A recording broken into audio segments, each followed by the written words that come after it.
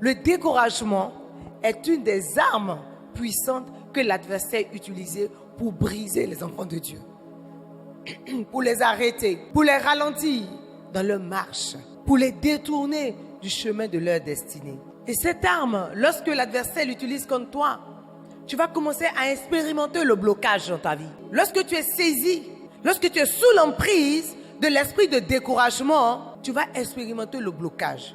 C'est alors que tu vas dire, oh, tout ce que je fais ne réussit pas.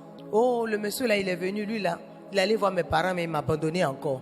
Oh, mon enfant là, j'ai prié, j'ai jeûné, mais il est retourné encore dans les fumoirs. Oh, ma fille là, ma petite de 15 ans, 16 ans là, mon bébé là, maintenant là, elle ne rentre pas. Si garçon n'a pas 40 ans, elle ne veut pas ça. Oh, Jésus.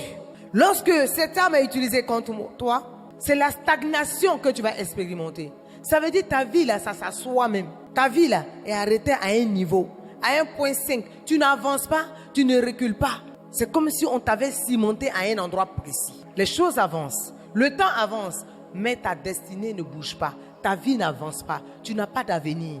Alors qu'il t'a créé pour un avenir, il dit, je connais les projets que j'ai formés sur toi. Projets de paix et non de malheur, afin que tu aies un avenir et de l'espérance. Donc Dieu t'a donné un avenir. Il ne t'a pas donné de demeurer en place, de stagner. Le non-accomplissement. Rien ne te réussit. Tu ne sais rien faire, tu ne peux rien faire. Rien de grand et de beau ne peut s'accomplir au travers de toi ni de ta main. Le découragement, aussi simplement, c'est le fait d'être découragé. C'est le fait d'être désespéré. Ça veut dire que tu n'as même plus d'espoir. Tu dis, pour moi là, c'est bon comme ça. C'est fini, ma vie là, il n'y a plus rien à faire. Même si Jésus apparaît aujourd'hui, il ne peut pas me sauver. C'est l'anéantissement. Ton âme est anéantie. Tout ton être est brisé. Tu es démoralisé. C'est un état de démoralisation totale. Le matin, quand tu te lèves là, tu es comme ça. À midi, tu es comme ça. À 16h, 17h, et tu t'endors, tu es flop. Tu n'as aucune force en toi. Si on te presse, il n'y a rien qui sort. Tu n'as rien en toi. Tu es attristé à 200%. L'esprit de découragement. Ton visage est devenu comme ça. Tu ne sais pas sourire. Tu as perdu la joie. Tu as perdu la gaieté. Tu n'as point de paix en toi. Donc tu ne peux pas manifester le fruit de l'esprit. Donc l'esprit de découragement, lorsqu'il te domine, cela veut dire que tu es immature. Je ne dis pas qu'il n'arrivera pas dans ta vie.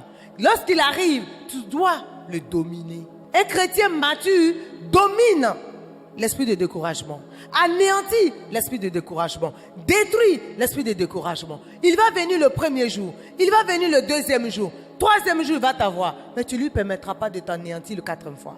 Parce qu'après tu dis, attends, de quoi s'agit-il? Je t'ai découragé, je t'ai anéanti, j'ai perdu ce marché, je t'ai découragé, le monsieur est venu tellement, ma vie est noire, je fais que lui parler, la noirceur de ma vie, il m'a fui. Il a fui. Mais un homme qui vient vers toi, il veut de toi, mais quand il arrive là, tu n'as rien de beau à lui dire, les femmes. Tu n'as rien d'extraordinaire, les jeunes filles, à dire à ce monsieur pour lui donner un intérêt à rester à ton côté. Hé, moi dans ma famille là, tous mes parents sont morts, mes oncles qui sont là, c'est des sorciers. Le monsieur là, j'ai fait 3 enfants, il m'a laissé. Pour payer l'école même, c'est compliqué. Mais tu commences à réciter la noirceur de ta vie. Tu veux qu'un monsieur reste à côté de toi. J'ai reçu une sœur.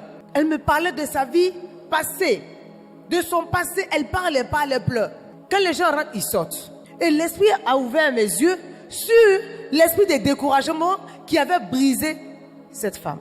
Et je lui ai dit, ce monsieur-là, tout ce que tu entends de me dire depuis, et puis je t'arrête, tu n'arrêtes pas là. Tu lui as dit tout ça? Oui. Tous les jours, tu lui répètes ça? Oui. J'ai dit, mais il a fui, non? Elle dit, oui. J'ai dit, mais tous vont fuir. Mais quel homme tu veux charger problème comme ça?